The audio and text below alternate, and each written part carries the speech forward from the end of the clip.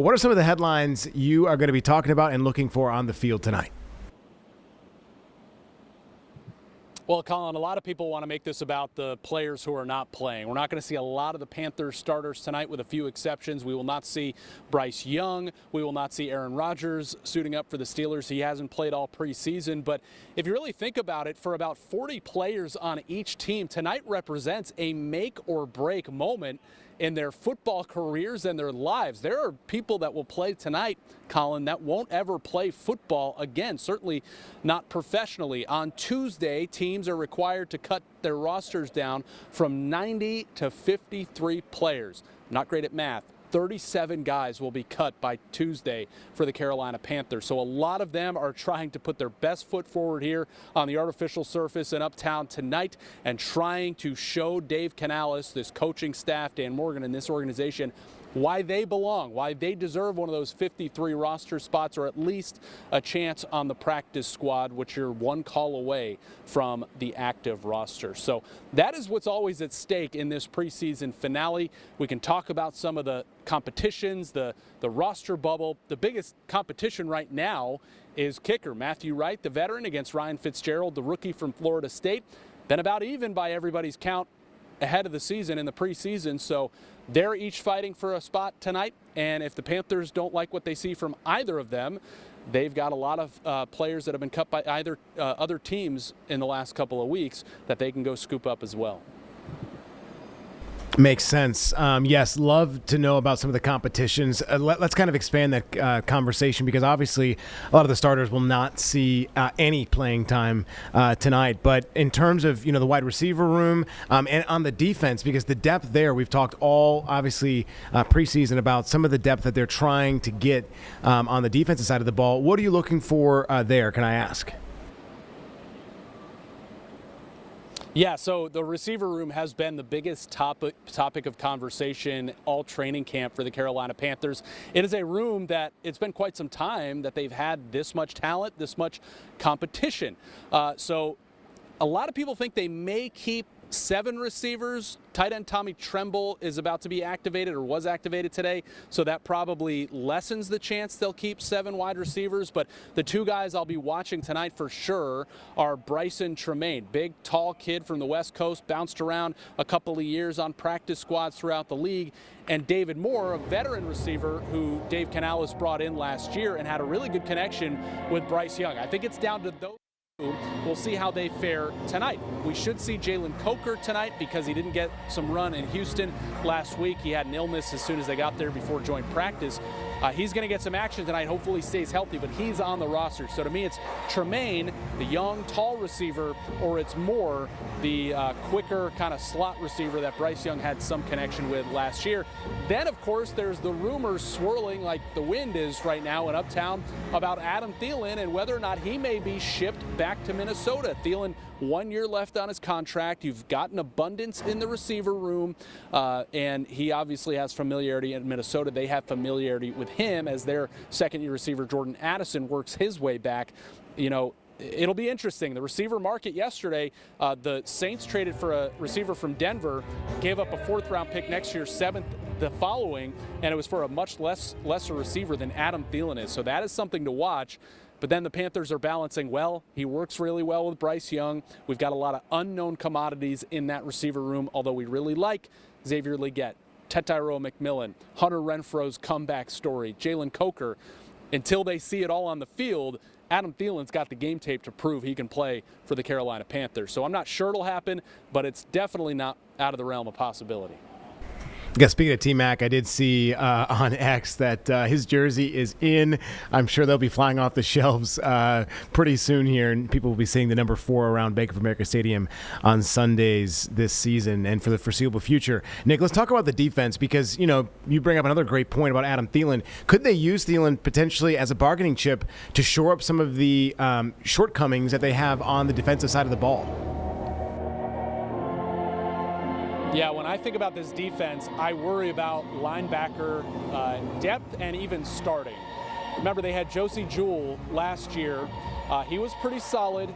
He left this team a day before training camp. He was released, and he's still trying to work through concussion issues from late last season. Scary stuff, but they're without one of their leading tacklers from last year, also without Shaq Thompson, who's been a stalwart in that defensive room, that linebacker room for many years, even though he had some injuries the last few years. So Trevin Wallace is a guy that was forced into action, was forced maybe a little bit outside of his position and comfort zone last year, did well, a lot of potential as a second-year guy. They've also got Christian Roseboom, who they picked up from the Rams, who, similar to this year, was thrust into a starting role at inside backer last year in LA, racked up a lot of tackles. That doesn't always tell the whole story.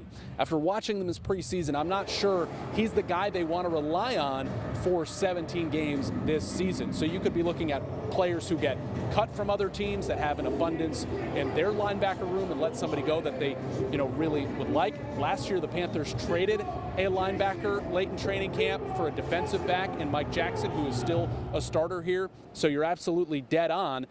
Could Pitts be coming back for a trade of Adam Thielen, of course, speculatively, or could it be a player that really helps you address linebacker? Safety, I'm not so sure. I think there's still some guys out there. If they really want, they can go get. What they really want at safety is Damani Richardson, second-year guy, and Lathan Ransom, a rookie and draft pick who's had a really good training camp to kind of overtake that starting role next to Trayvon Merritt.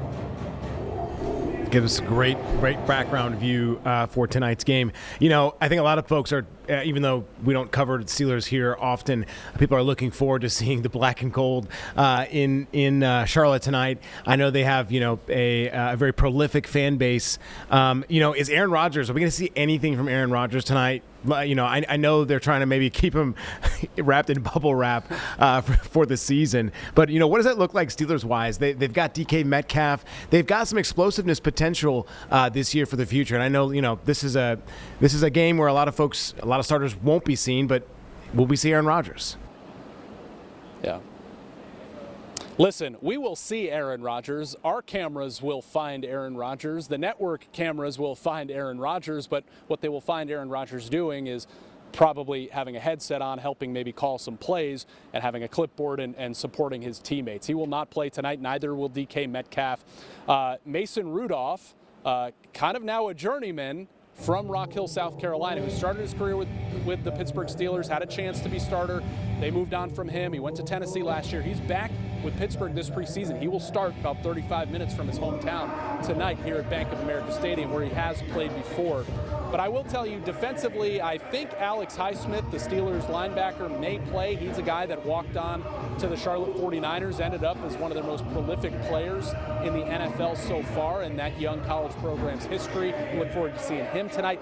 Jalen Ramsey, veteran defensive back that the Steelers traded for this offseason. Of course, he's made headlines in years past for things that he said and also his play. I think he may suit up tonight, and that'll be an interesting test for those receivers we discussed, like Bryson Tremaine, Jalen Coker, depending on who Ramsey is on, to see how they fare against a Pro Bowl level at one point cornerback. So I think if I'm Dave Canales, I'm saying I hope Jalen Ramsey plays. I want my guys matching up with him just to see what they can do under the lights against a player of that caliber. TJ Watt, I don't believe he will play tonight. So yes, Steelers fans will come in droves as normal. I think they probably understand after so many times these preseason games are based on franchise relationships. So we end up seeing the Steelers, we end up seeing the Bills time after time, year after year in the preseason, generally in this game. So Steelers fans are kind of used to it. They make an annual pilgrimage here just to have a good time, be out here, hopefully have good weather, which I think we're going to get tonight, and see at least the black and yellow uniforms. But it's very interesting with Rodgers. He's not going to play at all this preseason. He's 41 years old. Only one quarterback has had the amount of success that Tom Brady's had past 40, and that is, of course, Tom Brady. And we know how things went for Rodgers with New York, an injury season, and he didn't play. And then last year was, full of turmoil. So it'll be interesting to see what the Steelers roll out week one and what it all looks like. We just won't see it here tonight. Sounds good. That gives us a great overview, my friend. Anything else that comes to mind for you that you wanted to let our viewership know about tonight's game? Yeah, so quarterback for the Panthers is going to be interesting. No Bryce Young, no Andy Dalton, but they brought in Bryce Perkins early this week. Bryce Perkins played on this field with Virginia 6 years ago in the ACC championship game. He's bounced around. He was a star in the UFL, and he brought the Michigan Panthers to the UFL championship game last year. And he will be sharing snaps tonight with Jack Plummer, a guy from Louisville, also played in an ACC championship game here, more useless knowledge for you, who played with the Panthers last year, was on the practice squad.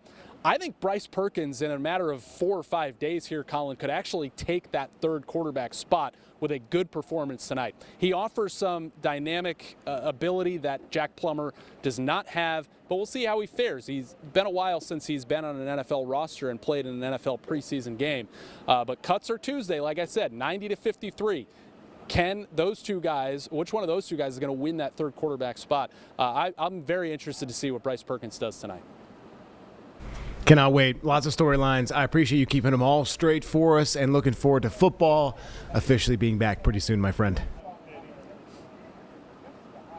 You got it, buddy. Thank you. All right, Nick. We'll see you tonight.